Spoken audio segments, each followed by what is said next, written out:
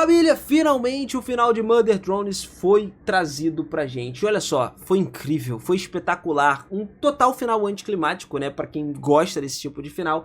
E olha, eu vou dizer que a gente tem a Uzi, vendo ela e a equipe ali, mano, derrotando o pecado de uma forma incrível, foi sem muito esforço, né, mas muito bom, muito bom. O pecado agora, é claro, vive dentro de Uzi, mas nem tudo é como parece ser. A história toda deixou a gente com muitas dicas enigmáticas aí, muita coisa que a galera criou teorias em cima. Como, por exemplo, o mais misterioso de todos é ver os fãs reconhecerem uma imagem no espelho que a Uzi vê nos pós-créditos com um holograma projetado pelo pecado. Isso basicamente poderia significar que não é a nossa Uzi, mas sim uma projeção holográfica. Então a gente vai entrar mais a fundo nessa teoria hoje e ver se realmente o pecado venceu a Uzi ou os nossos queridos drones venceram no final das contas. Mas antes da gente começar, não esquece de caprichar naquele like para dar uma força gigantesca pra gente e também de se inscrever no canal e ativar o sininho. Acho que o sininho é o mais importante para você não perder os próximos vídeos, se você gosta de curiosidades e teorias, tá? Beleza, já ativou o sininho? Então vem comigo. Galera, o público foi totalmente levado a acreditar que o pecado que ele queria mais do que tudo era destruir Cobre 9, que é o codinome do exoplaneta que serve como cenário principal de Mother Drones. Até onde nós sabemos, isso levaria ao fim dos últimos seres sencientes no universo,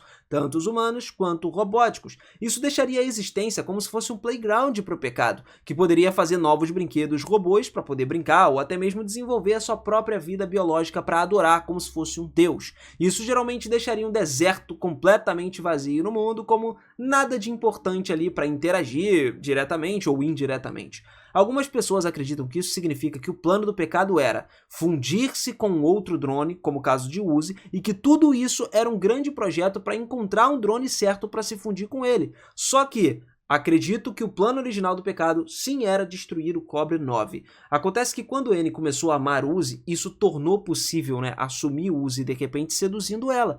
E Uzi aprendeu ali com a sua mãe, Nori, através de algumas mensagens que ela deixou nos asteroides, que destruir o cerne do pecado deveria destruir o Solver absoluto. Basicamente, depois de aprender isso, faz sentido que o pecado decidiu ficar tão distante de toda a ação ali até o final, galera. O pecado ele é capaz de grandes horrores, de grande destruição por conta própria, mas também é realmente frágil, e ela colocar um rosto confiante nas suas batalhas não é totalmente verdade, porque parece que ainda assim ela tá muito ciente do quão fácil esses planos poderiam dar errado. Não tem como parecer comprovar muito a identidade real e ao mesmo tempo transferir ela, porque o pecado cria planos muito mais elaborados do que poderia se imaginar, fazendo tudo o que pode para garantir que ela não esteja diretamente envolvida, a menos que seja absolutamente necessário. Então acaba que ela no final se disfarça para que ninguém vá especificamente atrás dela ou do seu coração. Faz sentido então que parte do plano dela pode ser realmente encontrar um novo host ali, um novo corpo mais seguro e mais durável, e existir no seu atual corpo com certas melhorias, né, que acabariam por tornar ela uma oponente muito mais digna. Mas no início ela parecia ter danificado completamente seus primeiros experimentos com modificações dos corpos de outros drones e com a manipulação das suas memórias e consciências para atender aos seus desejos. Eventualmente, ela aplicou o mesmo processo a si mesma para poder abater todos os humanos pessoalmente. Não podemos dizer exatamente como ela fez isso, que ela começa a empregar outras táticas aí para poder se esconder, como o uso de projetores e hologramas também. Esses projetores foram todos usados de uma forma absoluta pelo Solver, e eles aparecem ali pela primeira vez lá no episódio 2, depois que Jay foi destruído por Uzi lá no episódio 1, e isso fez com que o Solver inicializasse e começasse a reparar Jay. Uma das maneiras como o Solver fez isso foi criando pequenas máquinas capazes de projetar hologramas e que lhe permitiu atrair drones e desmontá-los justamente para reconstruir o Jay. Agora, nos recentes episódios, nós vimos que o pecado tinha projetores ao seu redor para poder transformar ela em imagens diferentes. No entanto, parece que ela também é capaz de se esconder completamente. Agora a pergunta é, como ela se torna invisível através dos projetores? O próprio projetor é definitivamente capaz de se camuflar, tá ligado? Então quando nós vemos o pecado correndo e aparentemente se teletransportando, a maior parte do que nós vemos ali são só hologramas do próprio pecado. Esses hologramas parecem falhar e se manifestar em pequenas explosões, indicando que são apenas hologramas sendo lançados em direções diferentes, enquanto o pecado está encapuzado ali, escondido no final das contas.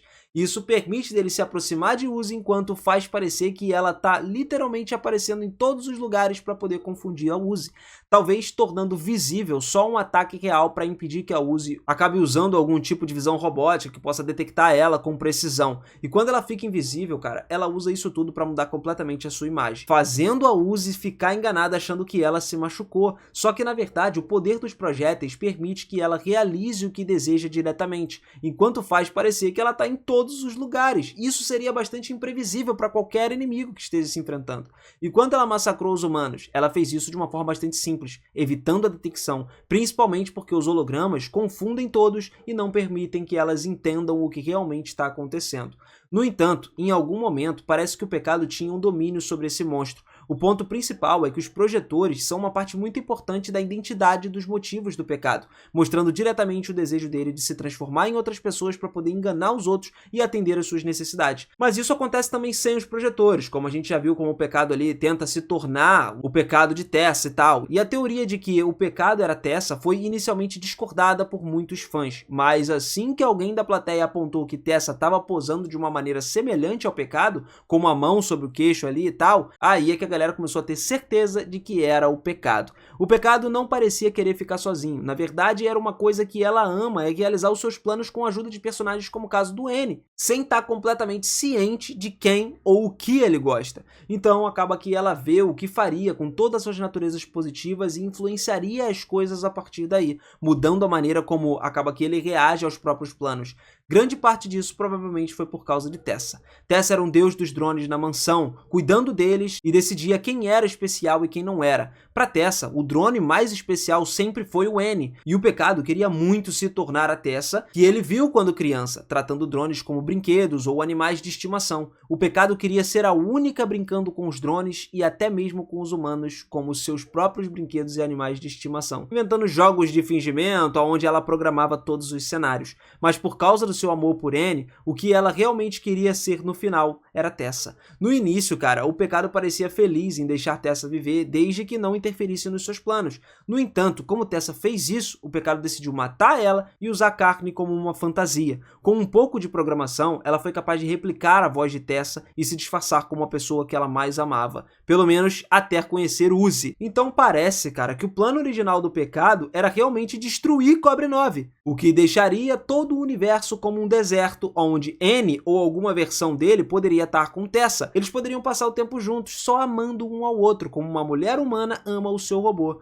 O pecado, ele não parecia realmente se importar com o tipo de relacionamento que tinha com ele, enquanto esse relacionamento fosse um onde eles se amavam, só que o plano no que diz respeito ao uso de Tessa acabou falhando. É possível que antes de chegar a Cobre 9, o pecado tenha tentado esse plano para poder ser Tessa, né, como outras versões de N que nós vemos na Terra, mas nunca conseguiu interpretar esse personagem de forma adequada. Talvez o nosso N tenha sido a última tentativa que o pecado fez para vencer Tessa. Mas galera, de qualquer forma, essa tentativa, mesmo sendo a última, acabou falhando e o plano do pecado foi arruinado. Ela talvez ainda pudesse destruir Cobre 9, mas mesmo que ela criasse novas versões de N, nenhuma dessas versões seria a que ela realmente queria. Então dá para presumir que alguma versão do original N estava, de certa forma, retida no nosso próprio N, mas o N se apaixonou por Uzi, no final das contas, não foi? Pois é. Faz sentido, então. Sabe por quê? O pecado não necessariamente queria destruir Cobre 9, mas sim transferir-se para o corpo da próxima pessoa que o N ama. Se no caso ela falhou com Tessa, não faria mais sentido ela tentar se tornar Uzi?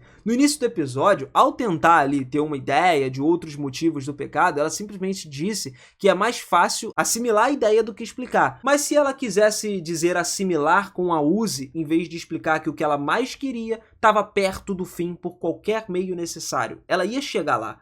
A Uzi comeu o coração do pecado e basicamente fez com que os seus olhos se misturassem, metade roxo, metade amarelo, mas nem tudo estava certo a partir daí. Enquanto a Uzi agia como ela mesma, alegando ser um drone danificado, há alguns indícios de que realmente não estava tudo bem ou nem mesmo verdadeiramente ela era ela mesma.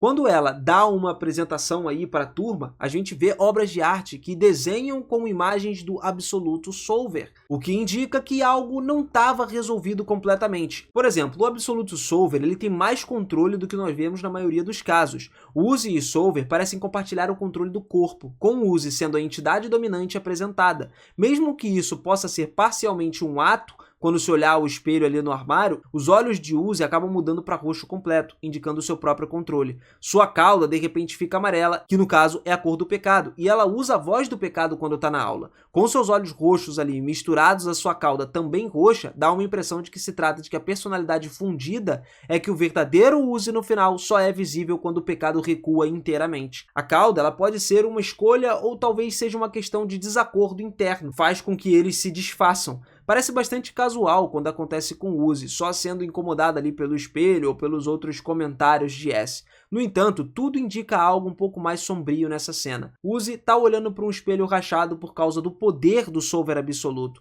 como o vidro quebrado sugerindo a sua identidade fraturada. Só que por um momento, Uzi falha da mesma forma que Sim falhou, quando se teletransportou ou quando se transformou para parecer N. Quando isso acontece, cara, aí é que o problema começa, porque ela se torna os projetores em si mesma. Isso poderia ser simbólico de algo interno, uma alucinação que lembra a Uzi e ao público de que as partes amarelas dos olhos dela ainda são o pecado, mesmo que a Uzi também esteja presente. É difícil não olhar para o espelho com uma fita preta lá e não ver algumas molduras brancas com a cabeça do pecado, com a fita escura, representando o cabelo escuro que ela teve mais tarde na série. Enquanto o Uzi olha para o espelho, ela parece ver o pecado também, fazendo com que a sua imagem desapareça por segundos e se torne nada além de projetores de Solver absoluto. O pecado na cauda de Uzi até coloca um arco sobre Uzi também, né? Destacando como naquele espelho, isso aí é tudo que ela realmente vê. Um drone com um Solver absoluto dentro dele. A linha de Uzi, durante toda a apresentação, também sugere que tanto ela quanto o Solver absoluto estão felizes aonde eles estão agora, mesmo que não fosse assim antes. O que Solver realmente queria era estar com N, fora ter esse relacionamento com N através de Uzi. O Solver realmente deseja, nesse momento, um pouco mais da sua antiga identidade, como vemos ali com o arco. Mas isso tudo é só uma projeção holográfica que o N e os outros não notaram. Ou talvez o que a Uzi estava vendo internamente ali sobre a sua própria identidade. Eu quero saber o que vocês pensam sobre isso também. Então, se você curtiu, deixa aí nos comentários e não esquece, cara, de se inscrever no canal e ativar o sininho, porque se vocês gostarem desse tema, a gente traz mais histórias como essa aqui pro canal, beleza? Tamo junto, família, aquele forte abraço e até a próxima. Tchau!